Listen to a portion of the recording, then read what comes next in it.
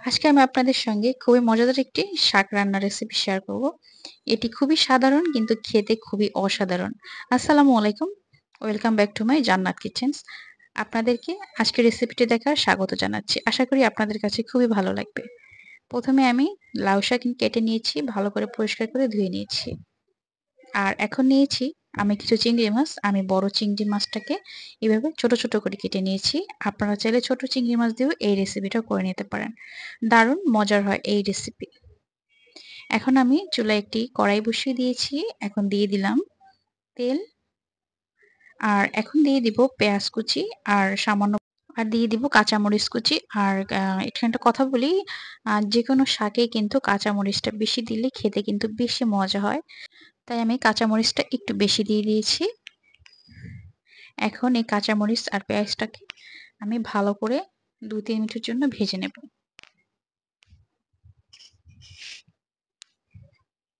পেঁয়াজটা আর কাঁচামরিচটা ২-৩ মিনিট ভাজার পরে এখন আমি চিংড়ি মাছগুলো দিয়ে দিয়েছি।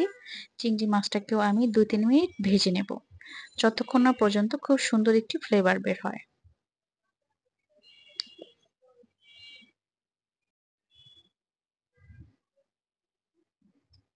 এই পর্যায়ে আমি দিয়ে দিব স্বাদ মতো লবণ।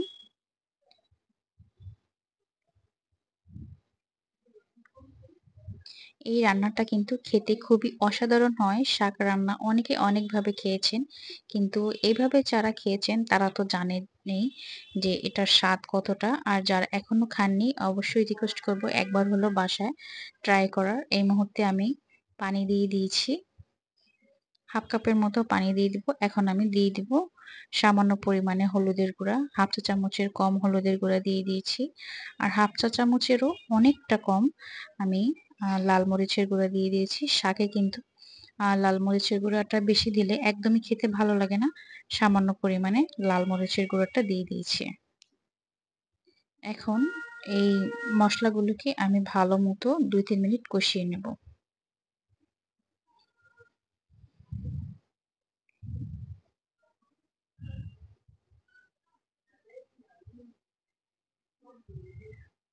২-৩ মিনিট ভালো করে কষানোর পরে দেখুন উপরে কিন্তু তেল উঠে এসছে।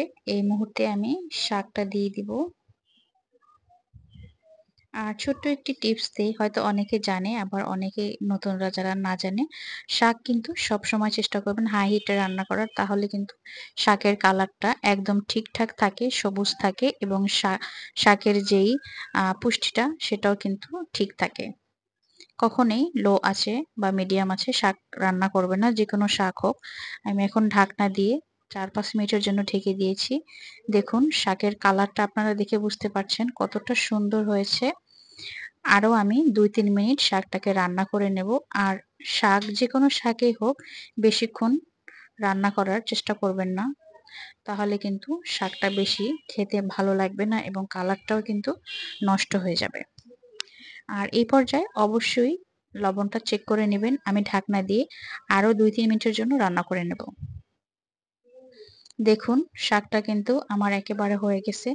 শাকগুলো ভালোভাবে কিন্তু সিদ্ধ হয়ে গেছে। আপনারা দেখে বুঝতে পারছেন শাকটা কতটা সুন্দর হয়েছে।